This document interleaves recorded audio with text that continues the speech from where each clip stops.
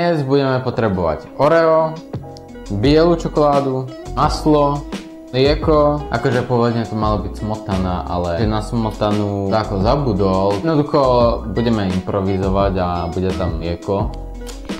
A ešte budeme potrebovať mascarpone.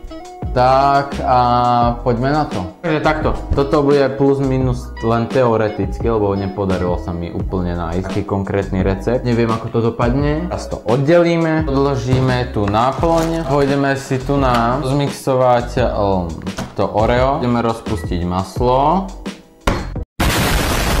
Rozpustené maslo si dáme stranou, zoberieme formu, tam ideme vsypať zdrtené Oreo. Že ešte takúto trošku si necháme do náplne a navrch. A môžeme vyliať to maslo. To tu máme rozmiešané a uhladené. Bereme misku, bereme mascarpone. Teraz tam ideme dať náplň. Bereme si ešte tie kusky Orea, čo nám ostali. Len to takto symbolicky posypeme. Takže budem to musieť robiť takto po stojačke, lebo kabel mi nedotiahne. A ja som idiot, ja som tam ešte to mlieko zabudol dať. Dáme trošku mlieka. Zoberieme si tú formu, rozotrieme to. Teraz si to odložíme na tak asi na hodinu do chladničky, potom pokračujeme. Išla 1 hodina a som si už medzi tým aj tu rozpustil čokoládu a tú rozpustenú čokoládu teraz len vylejeme na vrch. Dobre, máme to. A si zoberme ostatok tohoto a jednoducho posypeme. Takže ja to idem dať do chladničky a vidíme sa zajtra. Ideme si to rozkrojiť.